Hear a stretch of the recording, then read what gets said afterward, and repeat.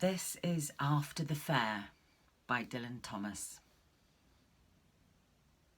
The fair was over. The lights in the coconut stalls were put out, and the wooden horses stood still in the darkness, waiting for the music and the hum of the machines that would set them trotting forward. One by one in every booth, the naphtha jets were turned down, and the canvases pulled over the little gaming tables. The crowd went home, and there were lights in the windows of the caravans. Nobody had noticed the girl.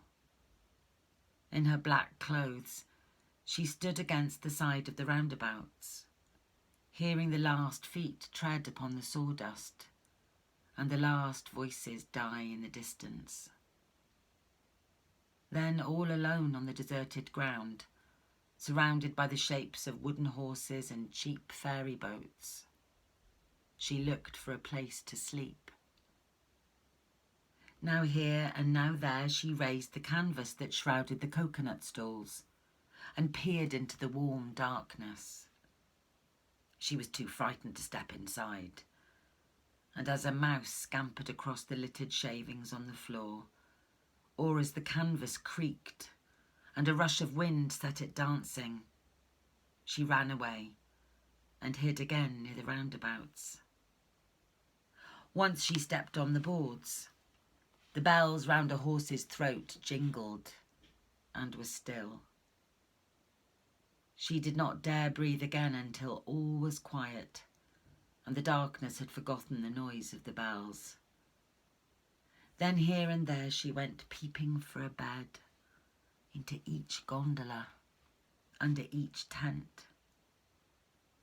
But there was nowhere in all the fair for her to sleep. One place was too silent, and in another was the noise of mice. There was straw in the corner of the astrologer's tent, but it moved as she touched it. She knelt by its side and put out her hand. She felt a baby's hand upon her own. Now there was nowhere. So slowly she turned towards the caravans on the outskirts of the field and found all but two to be unlit. She waited, clutching her empty bag and wondering which caravan she should disturb. At last, she decided to knock upon the window of the little shabby one near her, and standing on tiptoes, she looked in. The fattest man she had ever seen was sitting in front of the stove, toasting a piece of bread. She tapped 3 times on the glass, then hid in the shadows. She heard him come to the top of the steps and call out, "Who? Who?" But she dare not answer. "Who? Who?" he called again. She laughed at his voice, which was as thin as he was fat. He heard her laughter and turned to where the darkness concealed her. "First you tap," he said, "then you hide, then you laugh."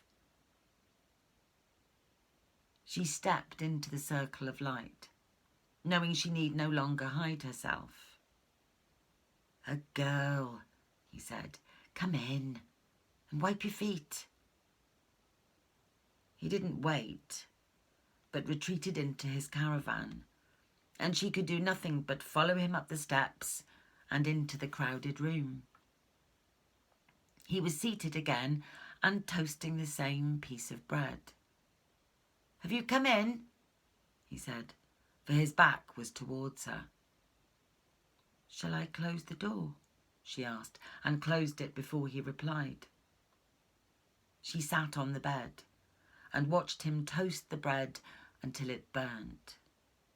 "I can toast better than you," she said. "I don't doubt it," said the fat man. She watched him put the charred toast upon a plate by his side, take another round of bread and hold that too in front of the stove. It burned very quickly. "Let me toast it for you," she said.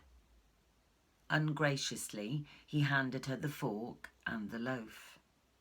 "Cut it," he said. "Toast it and eat it." She sat on the chair. "See the dent you've made in my bed?" said the fat man. "Who are you to come in and dent my bed?"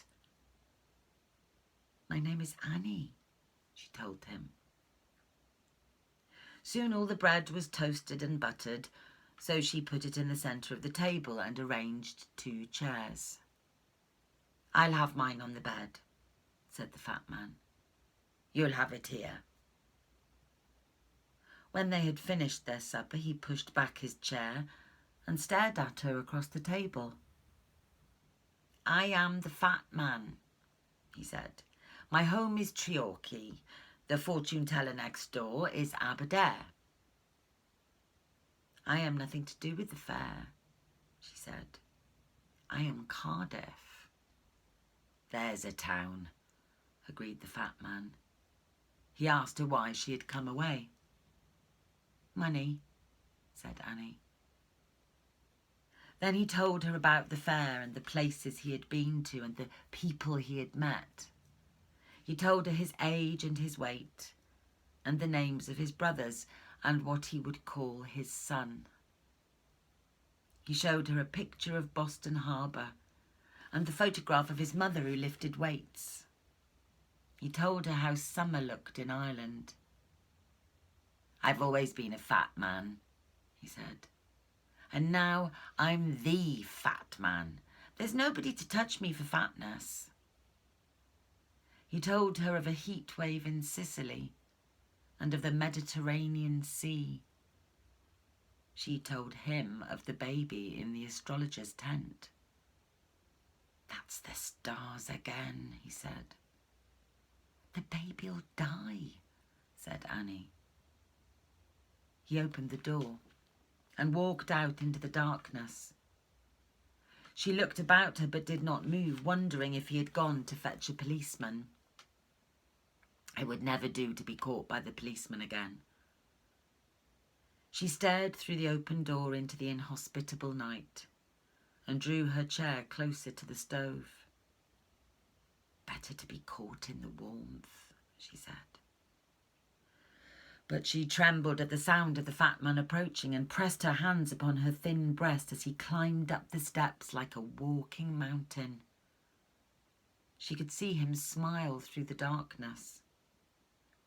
"See what the stars have done," he said, and brought in the astrologer's baby in his arms. After she had nursed it against her and it had cried on the bosom of her dress, she told him how she had feared his going. What should I be doing with the policeman? She told him that the policeman wanted her. What have you done for a policeman to be wanting you? She did not answer, but took the child nearer to her wasted breast. He saw her thinness. "You must eat, Cardiff," he said. Then the child began to cry. From a little wail, its voice rose into a tempest of despair. The girl rocked it to and fro on her lap, but nothing soothed it. Stop it, said the fat man. And the tears increased. Annie smothered it in kisses, but it howled again. "We must do something," she said. "Sing it a lullaby." She sang, but the child did not like her singing. "There's only one thing," said Annie. "We must take it on the roundabouts." With the child's arm around her neck, she stumbled down the steps and ran towards the deserted fair, the fat man panting behind her. She found her way through the tents and stalls into the centre of the ground, where the wooden horses stood waiting, and clambered up on a saddle. "Start the engine," she called out. In the distance, The fat man could be heard cranking up the antique machine that drove the horses all the day into a wooden gallop. She heard the spasmodic humming of the engines. The boards rattled under the horses' feet. She saw the fat man get up by her side, pull the central lever, and climb on to the saddle of the smallest horse of all. As the roundabout started, slowly at first, and slowly gaining speed, the child at the girl's breast stopped crying and clapped its hands. The night wind tore through its hair, the music jangled in its ears. Round and round the wooden horses sped, drowning the cries of the wind with the beating of their hooves. And so the men from the caravans found them. The fat man and the girl in black with a baby in her arms, racing round and round on their mechanical steeds to the ever-increasing music of the organ.